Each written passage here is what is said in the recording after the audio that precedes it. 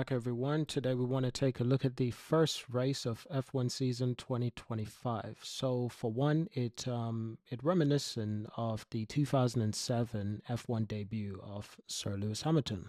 For a few reasons, obviously he's starting with a legacy team. He's starting with a team that people already underestimate him compared to the more experienced teammate in that team. But also it's the exact same track. The Australian track is the exact same track Lewis had his first F1 race. And that's where he's starting with Ferrari.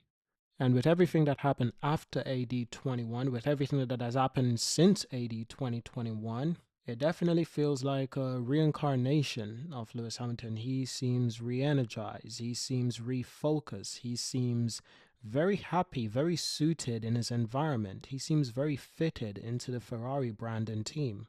He seems like he's finally achieved this goal of being able to impress Ferrari enough that they would hire him after all of his accomplishment. Felt like it, being able to drive for Ferrari for Hamilton. It was never a given, Ferrari is not the kind who gave out compliments often.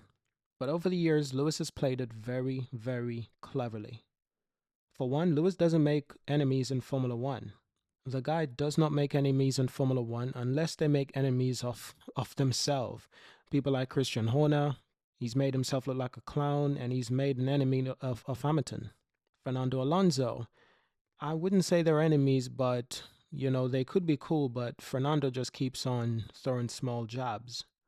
And he just won't get over that 2007 season. But all too often, people who dislike Hamilton, he hasn't done anything to them. He hasn't done anything to Bernie Ecclestone. He hasn't done anything to Helmut Marko. Nothing to Christian. Nothing to Alonso except for beating Alonso fair and square. Most of the problems are people in F1 that don't like him. He's never done anything to these people. He doesn't make enemies, but he's played his cards very cleverly. He's made some professional friendships at, the Ferrari company. He's been a loyal customer over the years. He's been a respectable customer of Ferrari over the years. And as an F1 driver, he's the most established, the most decorated, the most successful, and one of the cleanest driver, if not the cleanest driver out there. But also with personal life, he doesn't have any issues, any controversies. Especially in recent years, Lewis has had the cleanest portfolio you can find out there. His profile is just squeaky clean. He doesn't get in much controversy at all. Despite the criticism of, who he's friends with, all of these things, Lewis has a lot of friends. But you can't expect him to take responsibility for the things that they do in their personal life. Same as how you cannot take responsibility for what your friends might do in their personal life. Nevertheless, Lewis is a very clean-cut driver, and some people find it almost unbearable that he is so good. They can't stand him even more. They dislike him even more. But it says here, Lewis Hamilton's first race for Ferrari is in Australia next week, and it's reminding of how he felt ahead of the Formula One debut for McLaren in Melbourne, same track in 2007. The 8 times world champion, the sport's most successful driver with 105 Grand Prix victories and 202 podiums, said at an event for Ferrari partner Puma on Tuesday night that the excitement was building. And here's a statement from Lewis. It has been a long winter, but it has also been very short. But I'm really grateful. We've had good testing last week, the 40-year-old ad. He also said, I can't believe that this race is already next week. It'll start to sink in a little bit as the weekend arrives, as I feel excited. I feel we are best prepared as we could ever be, given the short space of the time I've had. And he is right. He hasn't had, a lot of time to, get comfortable in this team. He's still adapting to certain things. But if we know anything about Hamilton, he loves a challenge. He loves to be challenged, and he's very adaptable. He's very adaptable since the moment he's entered into the sport, since the first race, the first overtake at the first corner. He's always been adaptive. So a little statement from Lewis himself. Let's hear what he has to say. Every day here is it's such a special feeling being at work every day here. Like, you don't feel like you're at work and you don't want to leave. It's pretty iconic. I mean, look at this place we're in now with Puma and with all the historic cars they have here. It's been a long winter, but it's also been very short. But I'm really grateful we had good testing last week. I can't believe the race is already next week. So already start to make my venture to Australia on Friday. So that's when it really starts to be. It will start to sink in a little bit as the weekend kind of arrives this weekend before.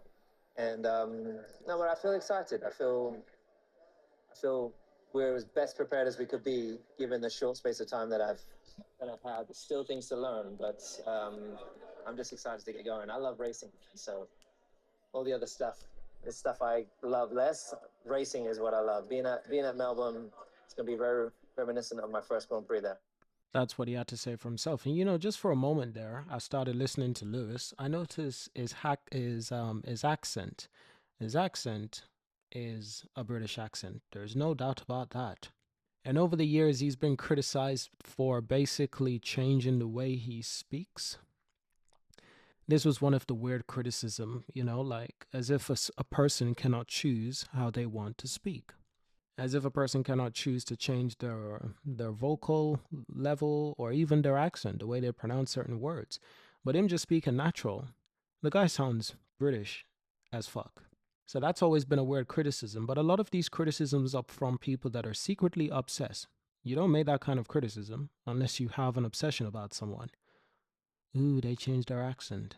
Ooh, they changed the way they talk. Well, the guy has been in F1 for 18 years. Don't you think he might be speaking a little bit different now versus in 2007? I mean, it's only natural if he feels like he wants to grow in that direction, but others in life tend to lack growth. So when people like Lewis displays, you know, growth in such a way, some people find it unimaginable to even grow in life. And that is terribly sad. But nevertheless, it is great to see Lewis this happy. Like I said, it feels like a reincarnation for how this sport attempted to destroy him and his career and essentially retired him. They really wanted to retire Lewis because Verstappen could not deal with the challenge of Lewis. Lewis being in a competitive car next to Verstappen makes Verstappen cries, and we all know that. They cannot deal with a guy like Lewis, who's able to withstand an entire season racing in F1 with all sorts of ups and downs. Is there any other driver on the grid that can do that? Even Alonso can't do that. Alonso broke like a chandelier or like a figurine in 2007. The guy's never recovered. The guy's never recovered, if I'm being completely honest. And you know, he gets too much credit for the 2012 season. I don't care what people say. That 2012 Ferrari was very competitive. It wasn't as fast as the Red Bull, but it was no doubt probably the third or second fastest car on the grid. I mean, look at the McLaren. It was probably the first or second fastest car on the grid, but it was terribly unreliable, which is why Lewis was so compelled to leave. But Alonso had a very competitive car. So I don't understand why people always give him over credit and act as if he did a work of miracle. No, he had a competitive car. I guess they can say that his teammate wasn't doing well. That's Felipe. Felipe checked out of Formula One after he had his injury. And you cannot be surprised. After an injury like that, it's bound to change you.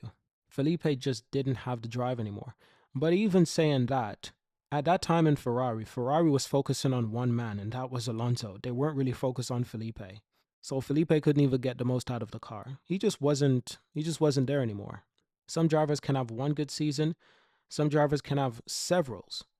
Not all driver can be great. In order to be great, you need to be able to have several great seasons, not just a one off. Felipe can have a 2008, and that 2008 Ferrari was the fastest thing on the grid. It was exceptional because it almost made Felipe a world champion.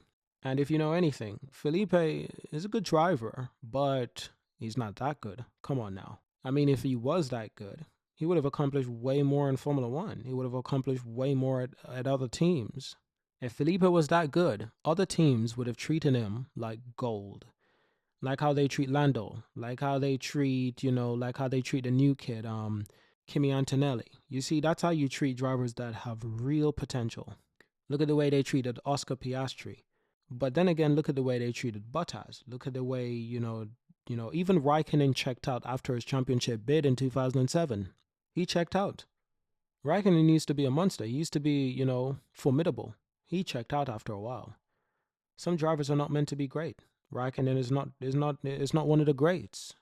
So another thing on the Lewis Hamilton subject, Ferrari chief slams really unfair comments about Lewis Hamilton. Lewis Hamilton has not joined Ferrari to drive up the share price or to bring in sponsors, although he's done that successfully. But understand, this is what the media is writing. The media has been criticizing Ferrari and Lewis and just saying, Lewis joining the team is just a marketing campaign.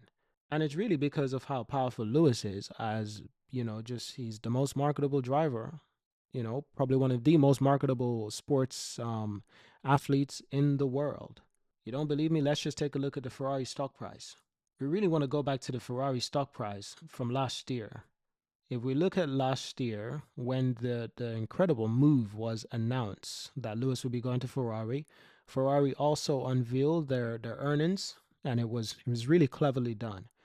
But the stock price went from like 313 euros to somewhere around 404 euros.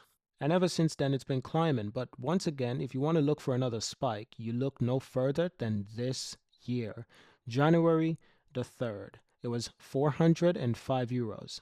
Pretty much the same it was in 2024, March, around 400 euros. So not a huge amount changed between last year, March, and this year, January, early January, until Lewis officially joined Ferrari. And the stock price went from, was it 411 euros to 482 euros. Yeah, that's the kind of value you can add to a company. That's the kind of boost you can add. And all was unveiled was just a couple of photos. Just a couple of photos, and that's all it took. So people criticize Lewis, they criticize Ferrari, just saying, it's just to add money. It says here, the power of Lewis Hamilton brand, he wrote on social media. Ferrari share price jumped 6% today on a market cap of 66 billion. His news is worth 4 billion. It's worth a lot more than 4 billion, I'll tell you that for sure. If you include the announcement from 2024 and the photos released in 2025 January. It's impeccable. But the opinion of Ferrari chairman John Elkan says it's loud and clear. It's really unfair to just say it's all just a marketing piece. And I'm really glad that people like John Elkan, who's really in charge of Ferrari, and people like Fred Visser in charge of the racing team, they're fully supporting Lewis. I'm really happy to see that. In fact, in some of the recent interviews, Fred Visser revealed that he was looking to get Lewis in the team around, was it Monaco 2023? So basically, immediately after Fred Visser joined Ferrari, I believe like 2-3 months later, he wanted Lewis in the team. But we all know he wanted Lewis in the team the moment he knew he was joining Ferrari. But I think around Monaco at the time is when they started having conversations between each other about how realistic it might be. But Fred has always wanted Lewis in his team. He knows how good Lewis is, and he knows if he can provide Lewis with the right machinery, that's going to be a masterpiece.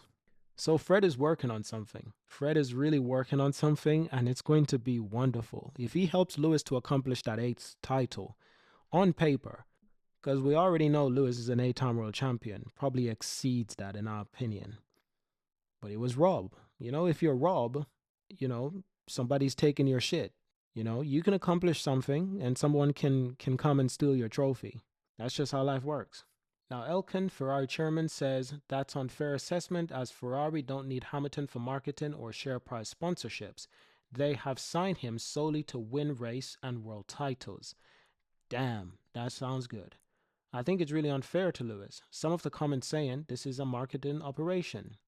Truth said, Lewis doesn't need that. Ferrari doesn't need that. That is true. Lewis don't need that, and Ferrari don't really need that. But you can't avoid the obvious. It definitely made the Ferrari shareholders very fucking happy. There's no doubt about that. Win-win. John Elkan went on to say, what we need to do is win championships and do great things on track. If that happens, what we can do outside the track in other ways takes care of itself. That is true. If they're doing well on track, everything else just falls into place. He also added, there's unlimited possibility. I agree. Lewis being at Ferrari, we're really going to enjoy these years.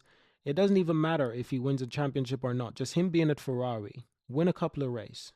My goodness, mamma mia, Forza Ferrari. This being successful is not just about Lewis winning. It's also about him winning with Ferrari, Ferrari winning a constructors, them being successful together, them having, a phase, the Lewis Ferrari phase. Will it be 2 years? Will it be 5? Who knows? But whether or not it's successful will depend on how well the team does, not just how well Lewis does. Mercedes is successful, Lewis is successful, they're successful together. Often that's how you want it to go. I'm sure that, if Ferrari is competitive for the next few seasons, Lewis won't only be the one winning championships. I guarantee Charles is going to win one of those championships as well, because Charles will only improve. And I doubt Ferrari will be the outright clear fastest car on the grid for the next few years. They're going to be there or thereabouts. They're going to be competitive without a doubt.